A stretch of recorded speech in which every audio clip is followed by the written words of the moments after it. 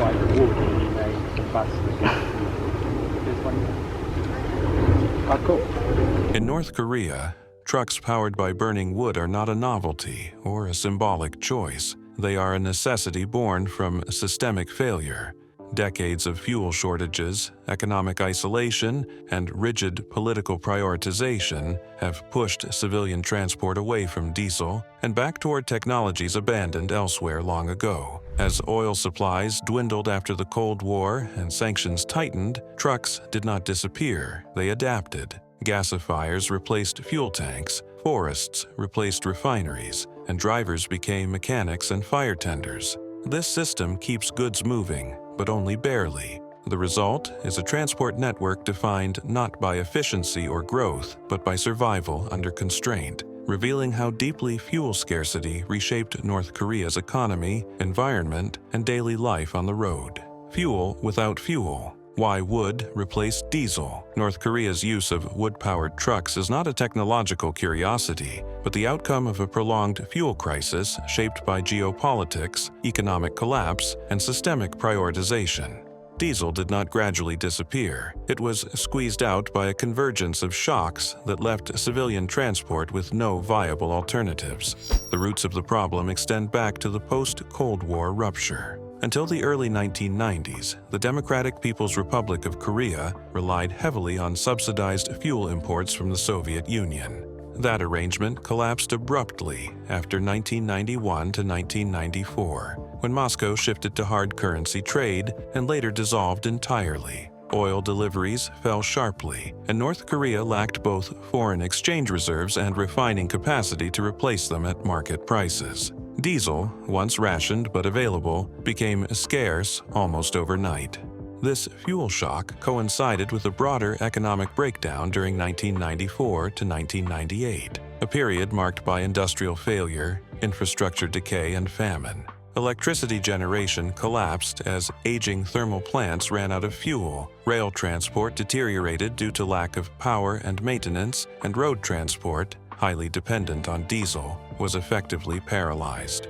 Trucks that had been designed for petroleum fuels were left idle, while agricultural and industrial output declined further due to the inability to move goods. Sanctions compounded these shortages over time. Beginning in 2006 to 2017, successive rounds of United Nations sanctions targeted refined petroleum imports, capping or restricting fuel deliveries to the country. While humanitarian exemptions existed on paper, enforcement tightened progressively, raising transaction costs and increasing reliance on illicit procurement. Smuggled fuel was expensive, unreliable, and strategically allocated, leaving civilian transport at the bottom of the priority list. Faced with these constraints, the state turned to a solution that predated the crisis by decades: wood gasification. Wood gas vehicles had been used in Europe and Asia during fuel shortages in 1939 to 1945, when wartime rationing forced temporary abandonment of gasoline and diesel. North Korea resurrected this obsolete technology not because it was efficient, but because it relied on a resource that could be extracted domestically without foreign currency: wood. In practice, the shift was less a national program than a tolerated improvisation. Local factories, cooperatives, and transport depots retrofitted trucks with improvised gasifiers, often built from steel drums or salvaged industrial components. These devices convert wood into combustible gas through controlled burning, which is then fed into modified internal combustion engines. The result is a vehicle that can move without diesel, albeit slowly, unreliably, and at great cost in labor and maintenance. The replacement of diesel with wood also reflects the regime's internal allocation logic. Whatever fuel does enter the country is reserved for the military, strategic industries, and political elites. Civilian logistics, food distribution, construction materials, local trade, receive whatever remains. When diesel supplies tighten, civilians are expected to adapt, even if adaptation means reverting to technologies abandoned elsewhere generations ago. State ideology frames this regression as self-reliance, but the underlying reality is constraint-driven substitution. Wood gas trucks consume more time, more labor, and more natural resources per kilometer traveled than diesel vehicles. They require drivers to act as mechanics and fire tenders, stopping frequently to manage combustion and clean filters clogged with tar and ash. Productivity drops sharply, but movement, however inefficient, is preferable to immobility. Crucially, wood replaced diesel not because it was adequate, but because it was available. North Korea's geography offers limited domestic energy options. It has coal, but coal logistics depend on functioning rail systems and electricity. Hydropower is seasonal and vulnerable to drought. Oil must be imported. Wood, by contrast, can be cut locally, even illegally, and converted into fuel with minimal industrial input. By the early 2000s to 2010s, wood-powered trucks became a visible feature of rural transport, particularly in agricultural provinces. Their presence signaled not innovation, but the absence of alternatives. Each smoking gasifier on the roadside reflected a transport system operating under siege conditions, where the goal was no longer efficiency or growth, but mere continuation. In this context, wood replaced diesel because the modern fuel economy failed. The trucks did not change. The system around them collapsed. What remained was a transport network forced to run not on oil, but on whatever could still be burned. Trucks that burn trees instead of gas. The sight of trucks powered by burning wood rather than diesel is one of the clearest visual indicators of North Korea's transport crisis. These vehicles are not symbolic experiments or isolated anomalies. They are the practical outcome of long-term fuel scarcity, technological stagnation, and enforced improvisation across civilian logistics. What appears primitive on the surface is, in reality, a complex and inefficient system built to compensate for the absence of petroleum. The core technology enabling these trucks is wood gasification, a process first widely adopted during periods of extreme fuel shortage. The concept is straightforward in theory. Wood is heated in a low-oxygen environment, producing a combustible mixture of carbon monoxide, hydrogen, and methane. This gas is then cooled, filtered, and fed into a modified internal combustion engine. In practice, however, the system is mechanically demanding and highly unstable, especially when constructed with limited materials and technical support. North Korea's adoption of wood gas trucks expanded significantly during the late 1990s to early 2000s, following the collapse of centralized fuel distribution. By this point, many diesel trucks were still mechanically sound but unusable due to fuel rationing. Rather than scrap these vehicles, workshops began retrofitting them with gasifiers mounted on the rear or side of the chassis. These units often resemble large metal barrels connected by pipes to the engine intake, instantly distinguishing them from conventional trucks. Unlike diesel engines, which deliver consistent power, wood gas engines operate under severe limitations. Power output can drop by 30 to 50%, reducing top speed and hauling capacity. A truck designed to carry several tons may struggle on inclines or unpaved roads, especially when fully loaded. Cold starts are slow, requiring up to 30 minutes to ignite the gasifier and stabilize gas flow before the vehicle can move. Any disruption in combustion can stall the engine mid-route. The fuel itself presents constant challenges. Wood must be cut to specific sizes, dried to reduce moisture content, and stored carefully to avoid rot. Wet or resin-heavy wood produces excessive tar, which clogs filters and coats engine components. Drivers are forced to stop frequently to clean soot buildup, dump ash, and adjust airflow. In effect, every journey becomes a mobile industrial process rather than simple transportation. These trucks also impose a heavy labor burden. A single trip may require days of preparation, including wood gathering, chopping, and drying. In rural areas, drivers often harvest fuel themselves, blurring the line between transport worker and manual laborer. This requirement reduces time available for actual hauling and increases fatigue, accidents, and mechanical neglect. By the mid-2000s to 2010s, wood gas trucks had become especially common in agricultural transport. Harvests needed to be moved despite the absence of diesel, and wood was often the only accessible energy source. The irony was severe. Forests were cut down to move food, while deforestation simultaneously undermined agricultural productivity through soil erosion and flooding. Transport survived, but at the expense of the environment it depended on. The inefficiency of wood-powered trucks also magnified economic fragmentation. Shorter transport ranges encouraged localized trade rather than national distribution. Goods that once moved between provinces were now consumed or exchanged locally because long-distance hauling was too slow or unreliable. Markets adapted, but the national logistics network continued to deteriorate. From a safety perspective, these vehicles are inherently hazardous. Gasifiers operate at high temperatures and produce toxic gases. Poor sealing can lead to carbon monoxide leaks, posing serious health risks to drivers and passengers. Fires and explosions are not uncommon, particularly when improvised systems fail or maintenance is neglected. Protective equipment is rare, and breakdowns often occur far from repair facilities. Official rhetoric presents these trucks as evidence of ingenuity and resilience, but their existence highlights structural failure. Wood gasification was never intended as a permanent transport solution. It is a technology of emergency, revived only when modern systems collapse. The continued reliance on tree-burning trucks underscores the depth of North Korea's fuel deprivation and the absence of viable substitutes. Ultimately, trucks that burn trees instead of gas represent a transport system operating in survival mode. They move not because they are efficient, but because stopping entirely would be worse.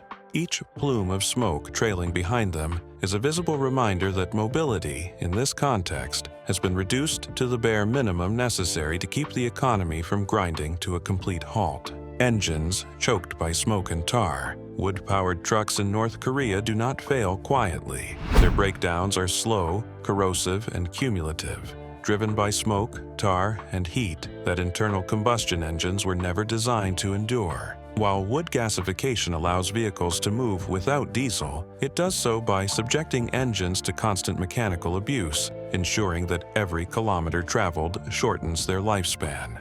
At the center of the problem is the quality of wood gas itself. Unlike refined diesel, which burns predictably, wood gas is chemically unstable. Its composition varies depending on wood type, moisture content, combustion temperature, and airflow. When gasification is incomplete, heavy hydrocarbons condense into tar, a thick, sticky residue that coats pipes, valves, and engine intakes. This tar is the primary killer of wood-powered engines. North Korea's gasifier systems are typically crude, especially those built or repaired outside major industrial centers. Many lack multi-stage filtration or effective cooling systems, which are essential for removing tar and particulates before the gas reaches the engine. As a result, soot and resin enter cylinders directly, contaminating pistons, rings, and spark plugs. Engine oil degrades rapidly, losing its lubricating properties and accelerating wear. Smoke is not merely a visual byproduct. It is a symptom of inefficient combustion. Excess smoke indicates poor airflow control, wet fuel, or clogged filters, all of which reduce engine performance. Drivers must constantly monitor exhaust color and engine sound, making manual adjustments while driving. A moment of neglect can cause a stall or backfire, sometimes damaging the intake system or igniting residual gas. The thermal stress imposed by gasifiers is another major source of failure. Gasification chambers operate at extremely high temperatures, often exceeding what surrounding metal components can safely withstand. Heat radiates into the engine bay, warping manifolds, degrading hoses, and cracking welds. Improvised heat shielding offers limited protection, and replacement parts are scarce. These mechanical stresses compound over time. Engines that might run for hundreds of thousands of kilometers on diesel often fail after a fraction of that distance on wood gas. Compression drops as piston rings seize from tar deposits. Valves stick or burn. Bearings suffer from contaminated oil. Each repair is temporary, extending usability by weeks or months rather than restoring full function. Maintenance requirements are relentless. Filters must be cleaned daily, sometimes multiple times per trip. Ash must be removed to prevent airflow blockage. Pipes need scraping to remove tar buildup. In many cases, drivers carry metal rods specifically to clear clogged lines on the roadside. This constant intervention slows transport and increases exposure to toxic fumes. By the late 2000s to 2010s, the cumulative effect of these issues became visible in the condition of North Korea's truck fleet. Vehicles moved more slowly, broke down more frequently, and were often abandoned along roads when repairs became impossible. Cannibalization became common, with usable parts stripped from one truck to keep another running. Over time, the total number of operational vehicles declined even as demand for transport remained high. Health risks further exacerbate the problem. Prolonged exposure to smoke, tar vapors, and carbon monoxide affects drivers' lungs, eyes, and nervous systems. Symptoms such as chronic coughing, dizziness, and headaches are widely reported by defectors familiar with wood gas vehicles. Protective masks and ventilation systems are rarely available, making long-term operation physically damaging. The inefficiency of these engines also undermines fuel savings. While wood replaces diesel, excessive tar formation means more frequent stops, wasted fuel, and repeated restarts, each of which consumes additional wood. What begins as an attempt to conserve fuel becomes a cycle of inefficiency that extracts maximum wear from both machines and operators. From an engineering perspective, none of these outcomes are surprising. Wood gasification was historically used only as a stopgap during emergencies, such as 1939 to 1945, when engines were sacrificed for short-term mobility. North Korea's prolonged reliance on the system transforms a temporary compromise into a permanent mechanical penalty. Engines, choked by smoke and tar, thus reveal the hidden cost of wood-powered transport. The trucks may move, but they do so by slowly destroying themselves from the inside. Each journey trades future reliability for present necessity, ensuring that the transport system remains locked in a state of constant repair, declining performance, and inevitable failure. When transport destroys the forests, North Korea's reliance on wood-powered transport has produced an environmental cost that extends far beyond inefficient logistics. What began as an emergency response to fuel shortages has evolved into a sustained extraction of forests to keep trucks moving. In this system, transport no longer merely depends on natural resources. It actively consumes and degrades them, creating a destructive feedback loop between mobility, ecology, and food security. Forest depletion in North Korea accelerated dramatically during the 1990s, particularly from 1994 to 1998, when economic collapse and famine forced households and institutions alike to turn to wood for survival. Trees were cut not only for heating and cooking, but increasingly for transport fuel as diesel supplies vanished. Trucks running on wood gas required a steady and substantial input of biomass, transforming forests into a substitute fuel depot. Unlike controlled logging for construction or export, wood fuel extraction is diffuse and largely unregulated. Trees are cut wherever access is easiest: hillsides near roads, riverbanks, and slopes adjacent to farmland. This pattern of harvesting removes vegetation that stabilizes soil and regulates water flow. Over time, the cumulative effect has been widespread deforestation, particularly in rural provinces where wood-powered trucks are most common. By the early 2000s to 2010s, deforestation had become visibly linked to transport activity. Trucks hauling agricultural goods often consumed fuel sourced from the same regions they passed through, stripping local forests to enable the movement of crops. This paradox meant that food distribution increasingly depended on practices that undermined future food production. The environmental consequences are severe. Loss of tree cover exposes soil to erosion, especially during seasonal rains. Without roots to anchor the ground, topsoil is washed away, reducing agricultural productivity and increasing sediment in rivers. Flooding becomes more frequent and more destructive, damaging roads, bridges, and farmland. Transport systems already weakened by fuel shortages are further degraded by infrastructure damage caused by deforestation-driven flooding. These effects are not abstract. Crop yields decline when soil quality deteriorates, increasing pressure on the same transport networks tasked with moving food from surplus to deficit regions. As the harvests shrink, the demand for transport does not decrease, but the resources available to sustain it do. More wood is cut to keep trucks running, accelerating forest loss and intensifying the cycle. The state has periodically acknowledged deforestation as a national problem, launching reforestation campaigns during the 2000s to 2020s. However, these efforts conflict directly with the ongoing need for wood fuel. Young saplings planted as part of conservation drives are often cut down within a few years, long before they can restore ecological balance. Transport demand consistently outweighs long-term environmental planning. Wood-powered trucks also encourage inefficient fuel use. Gasifiers require dry, relatively uniform wood to function properly. This incentivizes the cutting of mature trees rather than deadwood or waste biomass. Branches, shrubs, and agricultural residues are often unsuitable, pushing fuel gatherers toward intact forest stands. As a result, fuel collection targets the very trees most valuable for erosion control and watershed protection. The geographic impact is uneven.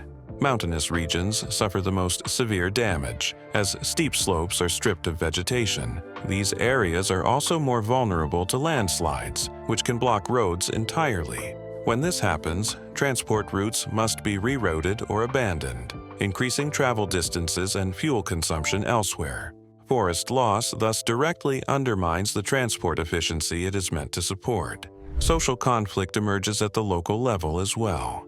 Farmers rely on nearby forests for wind protection, water regulation, and soil stability. When trees are cut to fuel trucks, agricultural communities bear the downstream consequences. Tensions arise between transport operators, local officials, and residents, all competing for the same diminishing resource base. From a systems perspective, wood-powered transport converts an energy crisis into an environmental crisis. Diesel shortages are immediate and visible, but forest loss unfolds over years, making it harder to address politically. Yet the long-term damage is more difficult to reverse. Forests take decades to regenerate, while transport demand remains constant. When transport destroys the forests, it does more than degrade the landscape. It erodes the ecological foundations of agriculture, infrastructure, and human survival. In North Korea's case, the trucks keep moving only by consuming the environment that sustains them.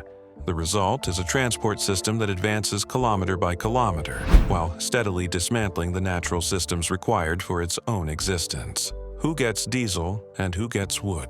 Fuel scarcity in North Korea is not distributed evenly. The persistence of wood-powered trucks alongside diesel vehicles reveals a rigid hierarchy of access shaped by political priority, institutional power, and strategic necessity. Diesel still exists within the country, but it is concentrated in the hands of those deemed essential to regime stability. Everyone else adapts, often by burning wood. This hierarchy emerged clearly after the collapse of subsidized fuel imports during 1991 to 1994. As petroleum supplies contracted, the state centralized control over remaining stocks. Rather than allocate fuel based on economic efficiency or civilian need, distribution followed political logic. The military, internal security forces, and industries tied directly to defense received priority. Civilian transport, agriculture, and local commerce were pushed to the margins. By the late 1990s to early 2000s, this system had hardened into routine practice. Trucks operated by the Korean People's Army, construction units linked to major state projects, and enterprises serving the capital retained access to diesel. These vehicles remained faster, more reliable, and capable of long-distance hauling. In contrast, provincial transport units and cooperative farms were forced to retrofit their vehicles with wood gasifiers or abandon them altogether. This divide is visible on the roads. Diesel trucks tend to operate in organized convoys, often well-maintained and free of external fuel apparatus. Wood-powered trucks move more slowly, trailing smoke and stopping frequently for maintenance. The difference is not technological competence but entitlement. Fuel access signals political importance. The rationing system reinforces this inequality. Official fuel allocations are issued through state planning organs, but actual distribution depends on institutional rank and connections. Units with influence can secure additional fuel through internal transfers or preferential treatment. Those without such leverage receive minimal allocations or none at all. For them, wood becomes the default substitute. Sanctions intensified this stratification during 2006 to 2017, when refined petroleum imports were capped and monitored. The reduced supply increased competition within the system. Rather than spread scarcity evenly, the state narrowed access further. Diesel became more valuable as a strategic resource, not just an energy input. Civilian usage was increasingly portrayed as wasteful or non-essential. Smuggling partially offsets these shortages but does not equalize access. Illicit fuel entering through maritime routes or border trade is expensive and risky. It is typically captured by state entities or private actors with protection from officials. Prices are far beyond what ordinary transport operators can afford. As a result, smuggled diesel reinforces existing hierarchies instead of undermining them. Wood-powered transport thus becomes a marker of exclusion. Cooperatives, small factories, and local markets rely on it because they have no alternative. Drivers in these sectors spend as much time sourcing fuel as transporting goods. Meanwhile, diesel-powered vehicles bypass these constraints entirely, operating with fewer delays and lower labor costs. The impact on economic efficiency is profound. Goods transported by diesel reach markets faster and in better condition, giving privileged sectors an advantage. Wood-powered logistics slow circulation, reduce volumes, and increase spoilage. This creates a two-tier economy in which access to fuel determines access to opportunity. There is also a psychological dimension. Diesel symbolizes modernity and authority, while wood gasification is associated with hardship and improvisation. Drivers assigned to wood-powered trucks occupy a lower status within the transport hierarchy. Their work is more dangerous, more physically demanding, and less valued, despite being essential to food distribution and local trade. The state's ideological framing attempts to mask this divide.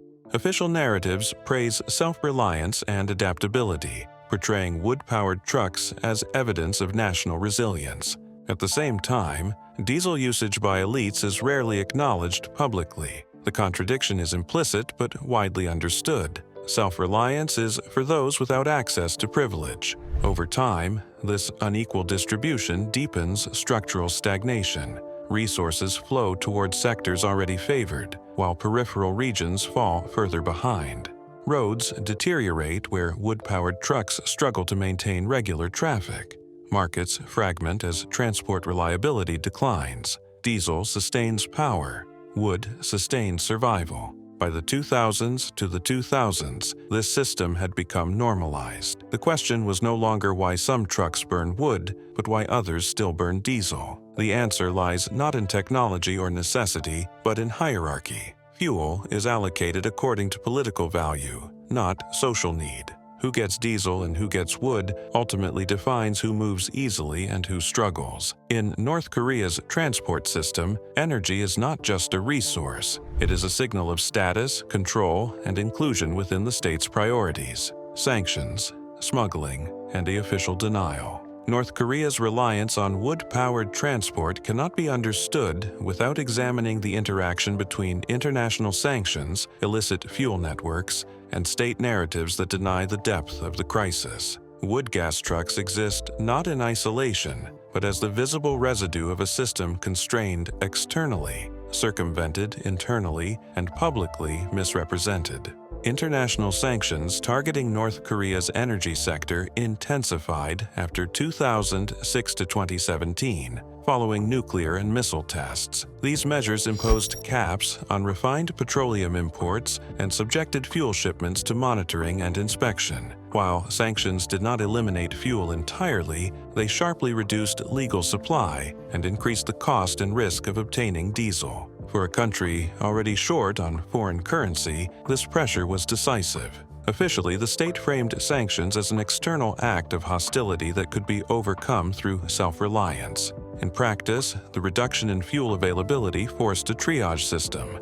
Diesel became a strategic asset, reserved for military readiness, internal security, and high-priority construction projects. Civilian transport absorbed the shock. Wood gasification spread not because it was promoted, but because it filled the vacuum left by restricted petroleum flows. Smuggling emerged as the primary workaround. Fuel entered the country through ship-to-ship transfers at sea, falsified manifests, and informal cross-border trade. These operations expanded during the 2010s to early 2020s, exploiting enforcement gaps and regional complicity. However, smuggling did not restore normal fuel distribution. It created a parallel market characterized by high prices and selective access. Control over smuggled fuel rested with state-linked entities and individuals with political protection. The risks involved required coordination, bribery, and logistical capacity beyond the reach of ordinary transport operators.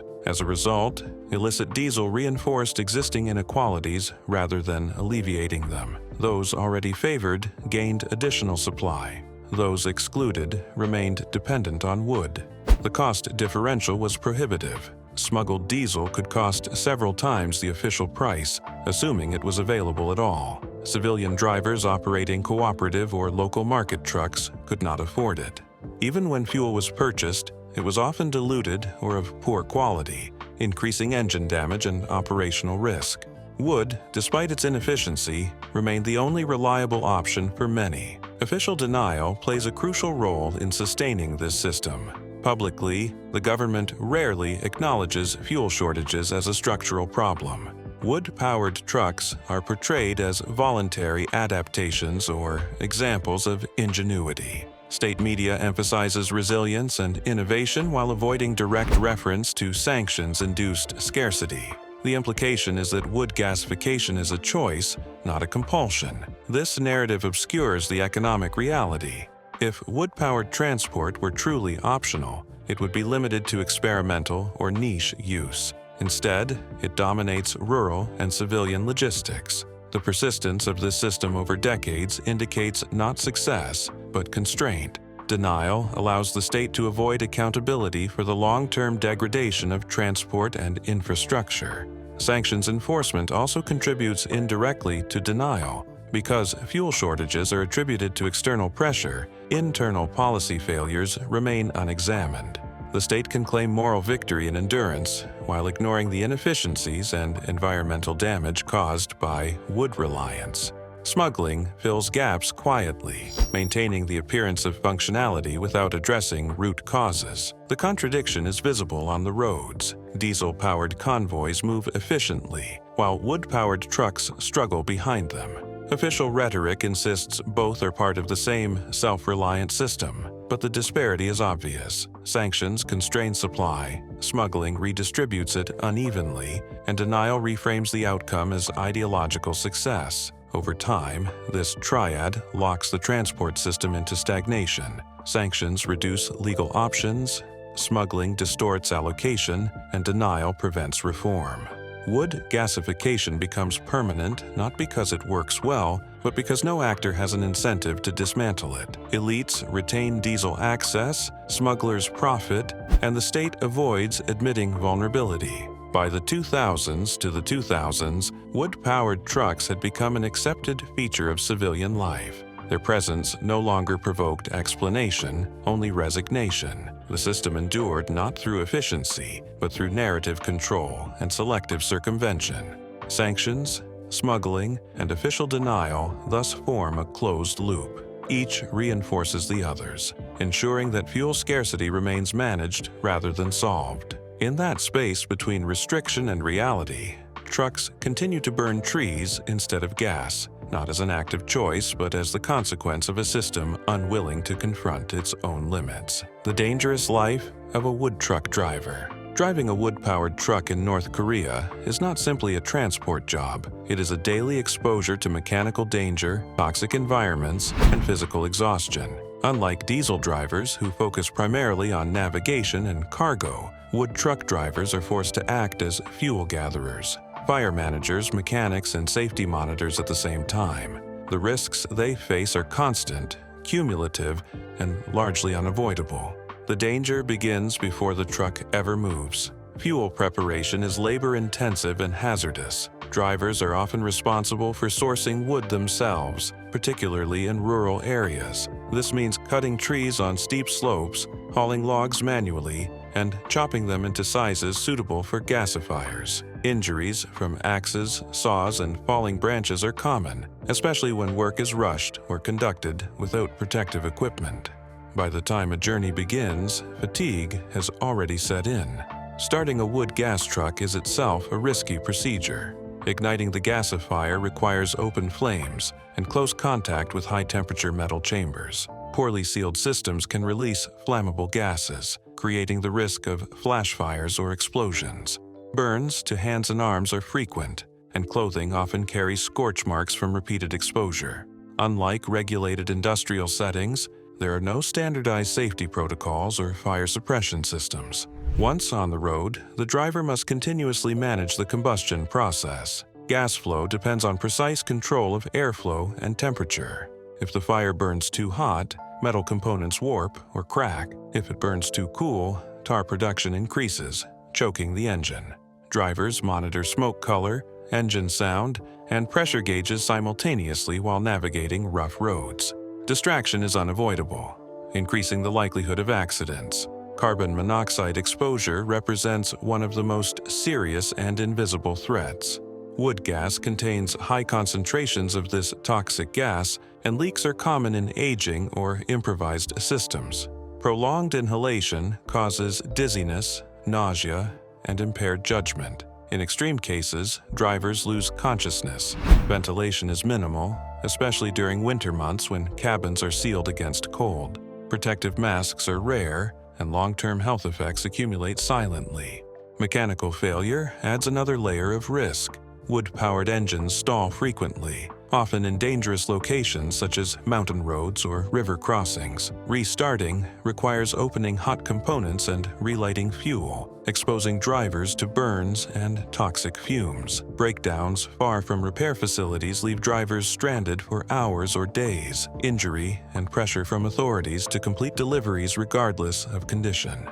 The physical strain is relentless. Filters clogged with ash and tar must be cleaned repeatedly during a single trip. This involves scraping thick residue from pipes and chambers, often with bare hands or improvised tools. The work is dirty, corrosive, and exhausting. Over time, skin conditions, respiratory problems, and joint pain become chronic. By the late 1990s to early 2000s, as wood-powered transport expanded, these dangers became normalized. Drivers were expected to endure them without complaint. Reporting accidents or health issues risked punishment for failing to meet transport quotas. In a system where fuel scarcity is routine, safety becomes secondary to movement. Weather amplifies every hazard. In winter, cold temperatures make ignition more difficult and increase the likelihood of gas leaks. Ice-covered roads combined with reduced engine power raise accident rates. In summer, heat intensifies combustion instability and accelerates engine wear. Rain increases the risk of wet fuel, leading to excessive tar formation and engine failure. Psychological stress is an often overlooked aspect of the job.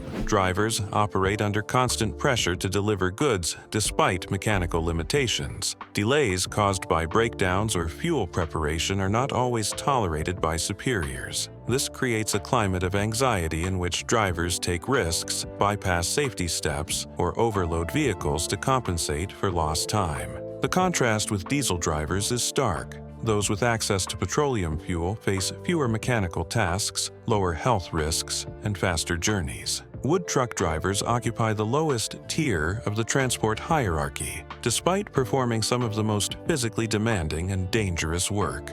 Their role is essential yet undervalued. By the 2000s to the 2020s, generations of drivers had passed through this system, many suffering long-term health consequences. Respiratory illness, vision problems, and chronic fatigue are common among those who spent years operating wood gas vehicles. Few receive medical support or recognition for occupational injury. The dangerous life of a wood truck driver reflects the broader failures of the transport system. These risks are not the result of individual negligence, but of structural scarcity. Each journey is a negotiation with fire, smoke, and mechanical decay. The truck moves forward, but only because the driver absorbs the danger that diesel once eliminated. An economy moving backward on the road.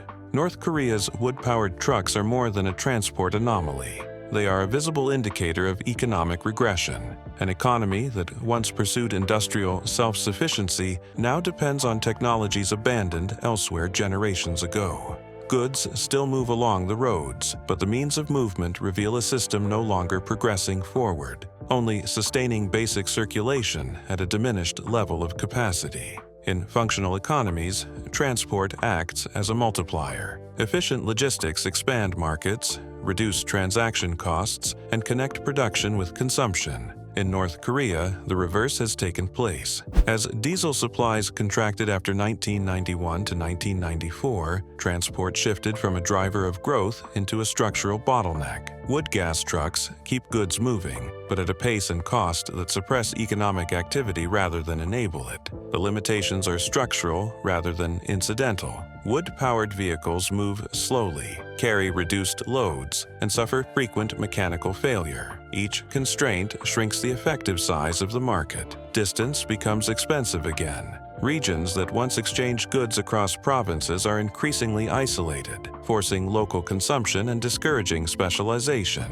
This fragmentation erodes productivity across agriculture, manufacturing, and trade. Time, once a manageable variable in logistics, becomes a liability. A journey that requires hours by diesel may take days by wood gas. Delays increase spoilage of food and damage to materials. Perishable goods lose value before reaching markets, discouraging surplus production. Producers respond rationally by reducing output to what can be reliably transported, reinforcing stagnation rather than growth. Labor inefficiency compounds the decline. Wood-powered transport absorbs human effort at every stage: fuel collection, preparation, maintenance, and roadside repair. Workers who might otherwise contribute to production are redirected into keeping vehicles operational. The economy expends more labor to achieve less movement, a defining characteristic of regression rather than adaptation. Environmental degradation further erodes economic capacity.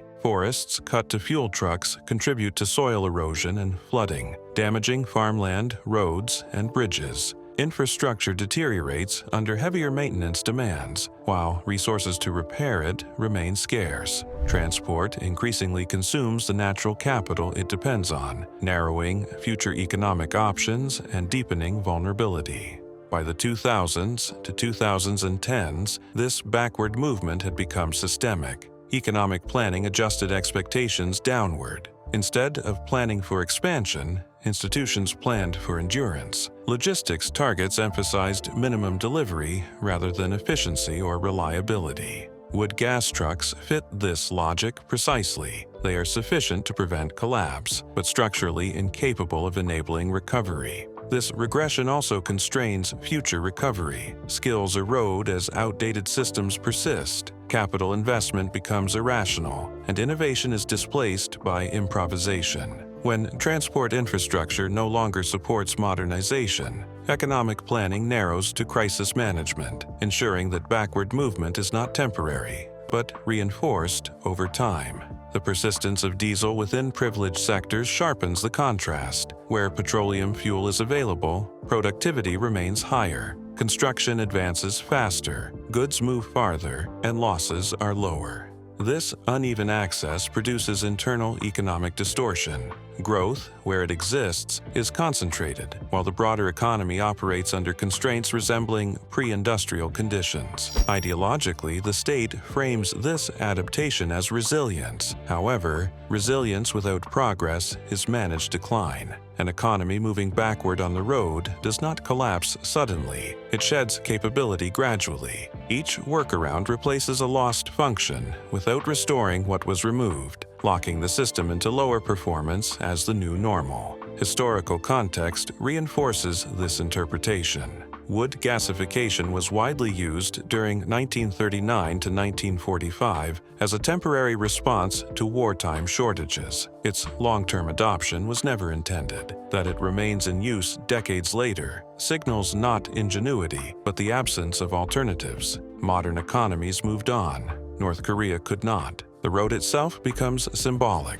Trucks still travel, markets still function, and daily life continues. Yet the direction of change is unmistakable. More effort yields less output. More risk produces less reliability. Mobility exists, but it is constrained, fragile, and costly. By the 2000s to the 2020s, wood-powered transport had become normalized. The economy no longer treats it as a temporary compromise.